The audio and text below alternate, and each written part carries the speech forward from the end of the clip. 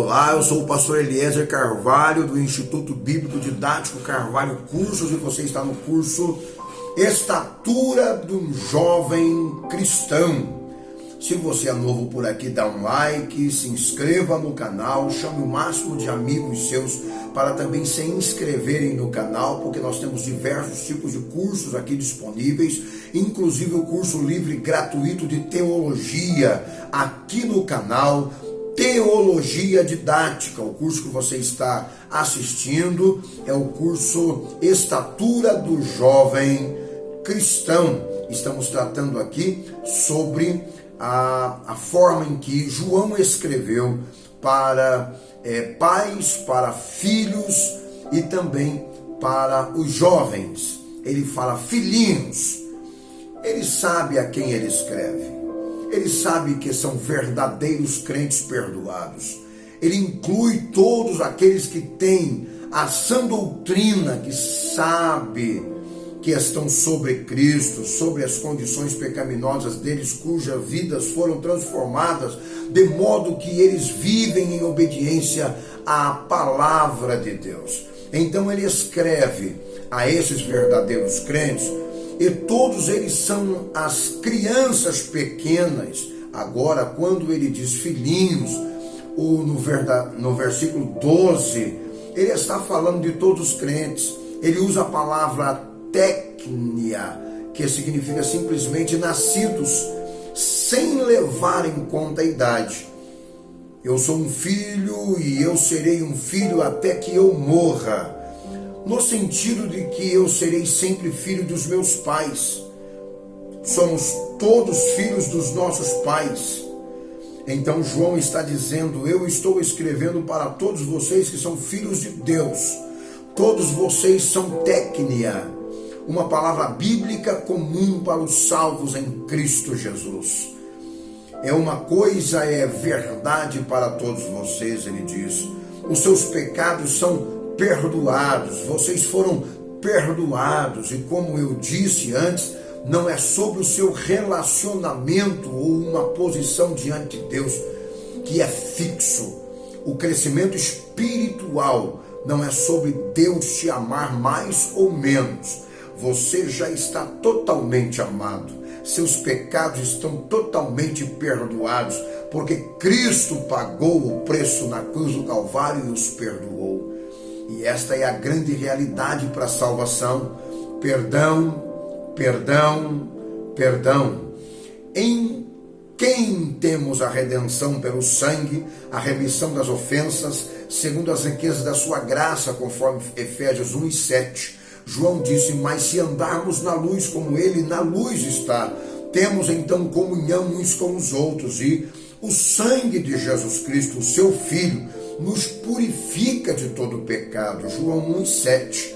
Pedro disse: a este dão testemunho todos os profetas, de que todos os que nele creem receberão o perdão dos pecados pelo seu nome. Atos 10:43.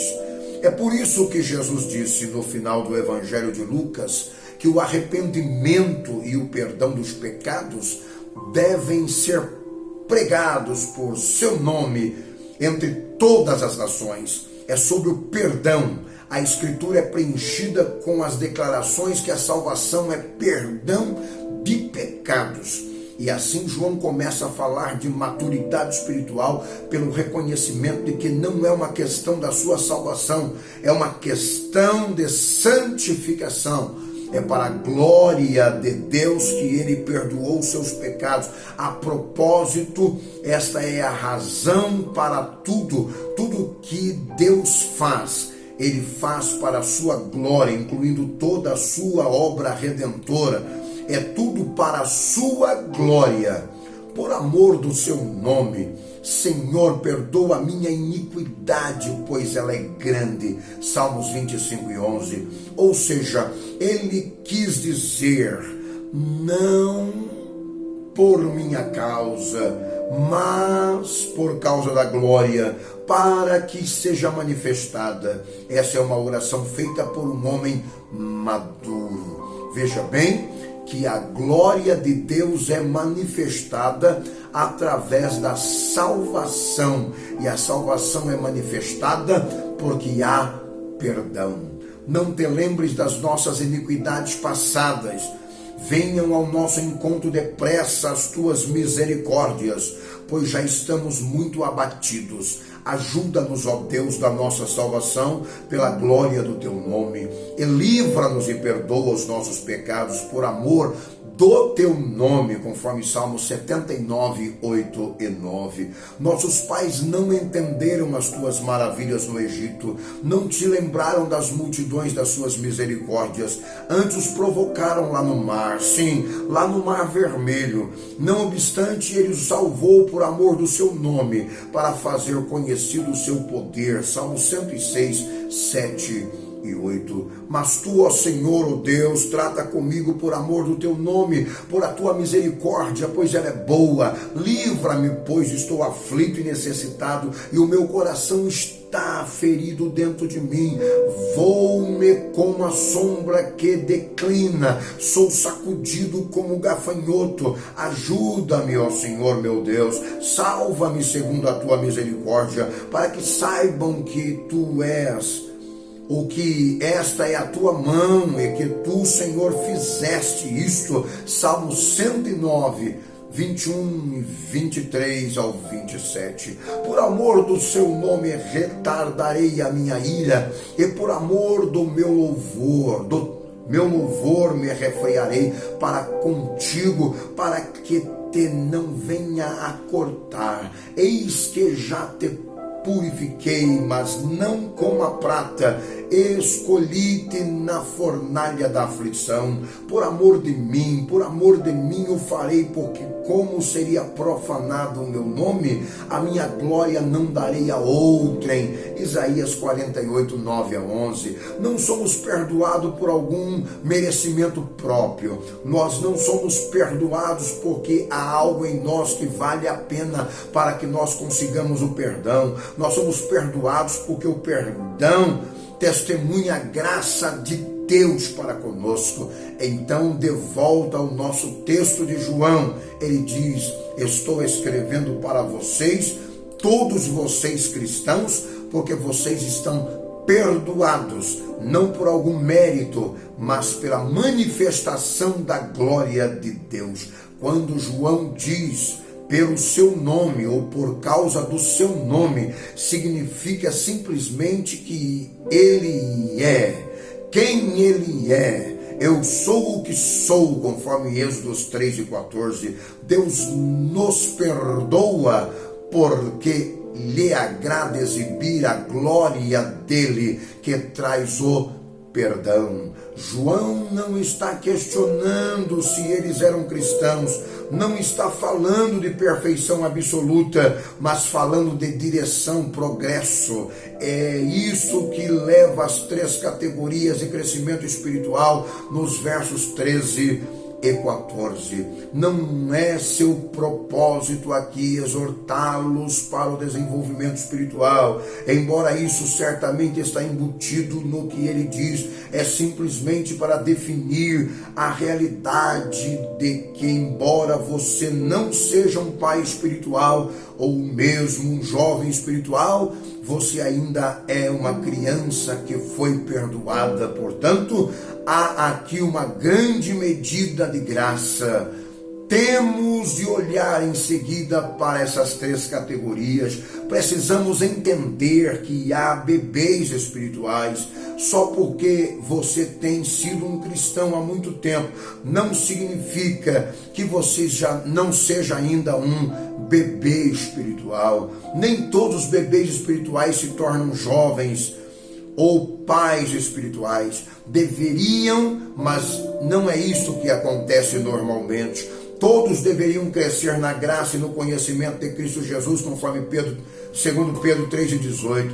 Eles deveriam crescer na medida da estatura da plenitude de Cristo. Eles deveriam se alimentar da palavra de Deus e crescer por ela, mas nem sempre isso acontece. Uma água.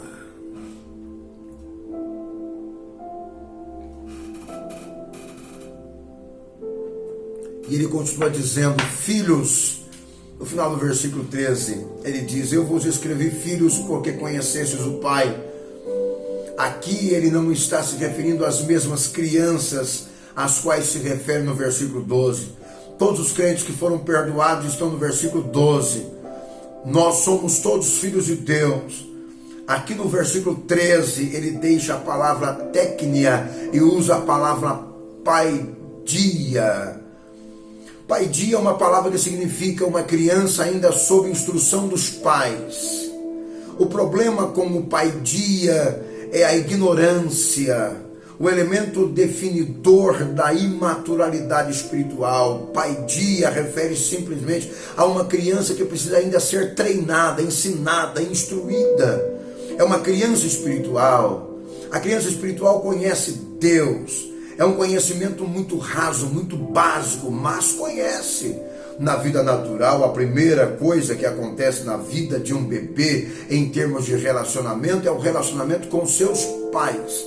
Assim é na esfera espiritual. O ato que caracteriza um bebê em Cristo é o reconhecimento de Deus como Pai, Cristo como Senhor.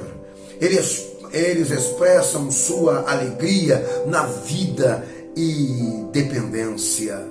Tal como Romanos 8,15, os Gálatas também eram bebês espirituais. Os romanos também eram. E eles falavam Abba Pai ou Papaizinho. Há uma novidade de vida, há uma familiaridade maravilhosa, há um relacionamento pessoal com Deus. As criancinhas são mais reguladas por seus afetos do que por seu conhecimento, não é verdade? Elas são mais afetuosas por suas emoções e seus sentimentos do que pela informação que recebe. Eu penso que nisso, como um amor incondicional, elas não analisam você, elas só amam você. Se você é pai delas, elas te amam. Elas se deleitam em você. Elas encontram segurança e proteção e amor em você. Da mesma forma, é uma criancinha espiritual. Há uma certa emoção com a nova vida. Há uma alegria no fato de que Deus é o seu Pai celestial. Cristo é o seu Senhor e Salvador. Deus é protetor e zeloso. Tanto que providenciou uma casa paterna para a habitação. Há uma afeição por Deus. Há um prazer em sua vida espiritual. Há uma alegria porque seus pecados estão perdoados. Há uma quase euforia na medida em que o Espírito de Deus a despertou para as realidades das bênçãos da salvação. É onde tudo começa. Não se trata de informações, não se trata de teologia, se trata de relacionamento.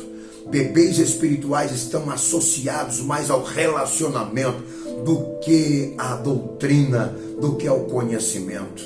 É por isso que em 1 Coríntios capítulo 3, o apóstolo Paulo diz: olha, vocês estão como bebês, porque um diz que eu sou de Paulo, eu sou de Apolo, eu sou de Cefas, eu sou de Cristo. Bebês espirituais tendem a se vincular àqueles que eles têm por heróis, por pais. Eles estão mais atraídos por seu afeto do que pela informação, pela doutrina que recebe.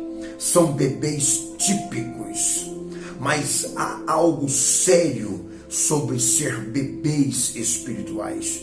Até que todos cheguemos à unidade da fé, ao conhecimento do Filho de Deus, a ser homem perfeito, à medida da estatura completa de Cristo, para que todos não sejamos mais meninos inconstantes, levados a toda roda por todo vento e doutrina, pelo engano dos homens, para com astúcia enganam fraudulosamente, conforme Efésios 4, 13 e 14. Crianças espirituais são afetuosas, são atraídas a relacionamentos, mas não têm discernimento.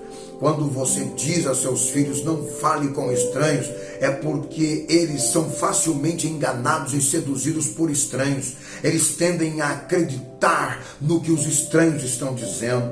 Quando eles são pequenos, rastejam no chão, pegam qualquer coisa e colocam na boca. E esse é o ponto final em que tudo é testado na boca. E você luta em torno disso. Tire isso da boca, você diz. Eles começam a descobrir o mundo dentro de suas bocas e você tem que protegê-los. Mesmo quando eles crescem, você tem que continuar orientando na escolha entre comidas nutritivas e imprestáveis. Eles não têm nenhum discernimento, eles vão tender a erros graves, são facilmente desviáveis, são vulneráveis, porque são crianças. Apreciamos seu amor incondicional, sua atração por nós, as pessoas e os seus relacionamentos. O fato que eles olharem para o mundo através de óculos cor-de-rosa, sua felicidade e alegria vai junto com a ignorância e a falta de experiência. Mas por trás disso há uma vulnerabilidade, falta de sabedoria e discernimento. Eles vivem em perigo de ser levados em sérios extravios. Os falsos mestres gostam de crianças espirituais porque são presas fáceis, são vítimas suas. Você olha para essas enormes multidões que se atraem por falsos mestres e você percebe que há uma combinação de incautos espirituais e de que são não conversos, são crianças espirituais.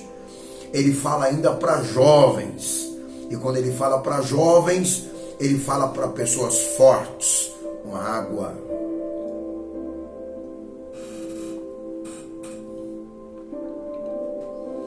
Ele diz no meio do capítulo, do versículo 13: estou escrevendo para você, jovens, porque já venceste o maligno. E acrescenta no verso 14: eu vos escrevi, jovens, porque sois fortes. A palavra de Deus permanece em vós, e vós vencestes o maligno.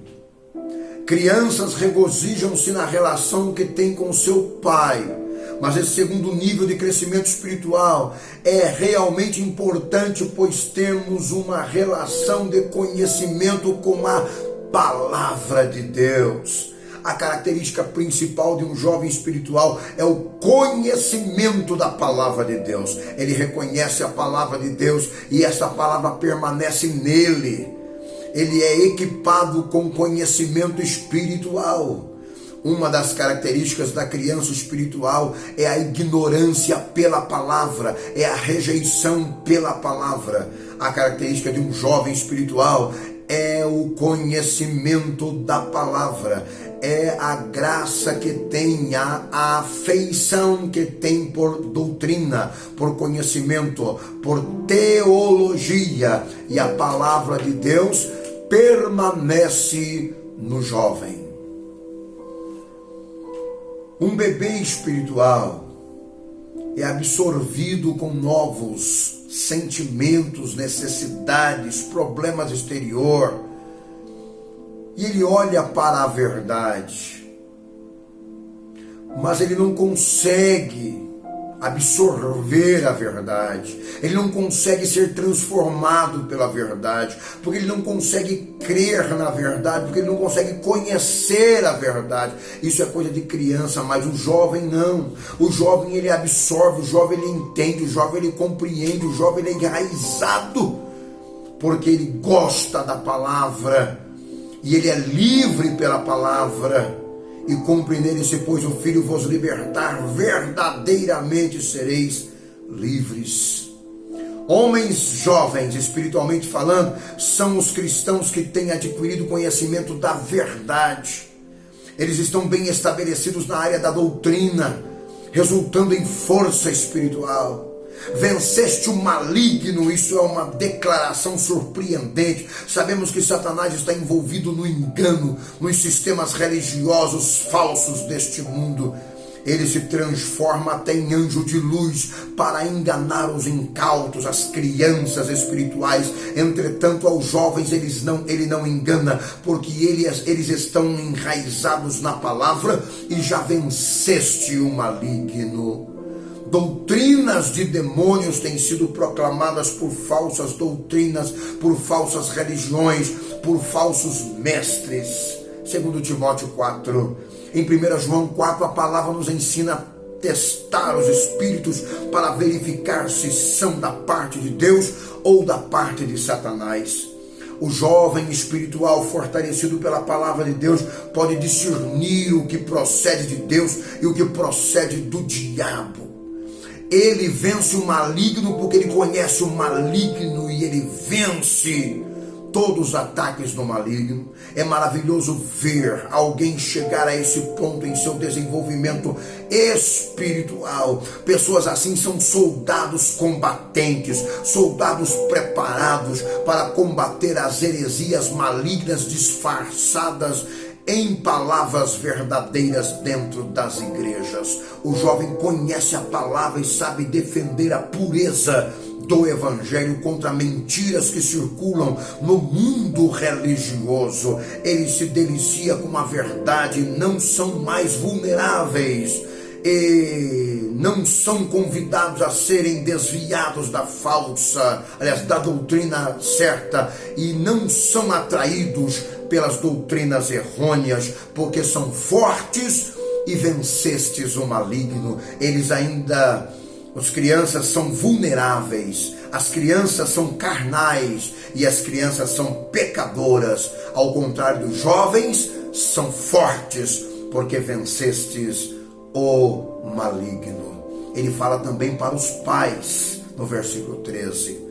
Pais, escrevo-vos porque conhecestes aquele que é desde o princípio. E no versículo 14, eu vos escrevi, pais, porque já conheceste aquele que é desde o princípio. Você tem progredido de força em força. Você já passou de experimentar a relação de conhecer doutrina para se tornar um pai espiritual. Conheceste aquele que é desde o princípio. O que é isso? Quem é aquele? O Deus eterno. A Bíblia foi escrita para lhe dar informações a respeito de Deus? Sim. Qual era o propósito dessa informação? Para conhecê-lo, conforme Filipenses 3:10. A terceira etapa do desenvolvimento espiritual é quando você não apenas conhece a doutrina, mas conhece o Deus que revelou a doutrina. Você começou a sondar as profundezas do caráter de Deus.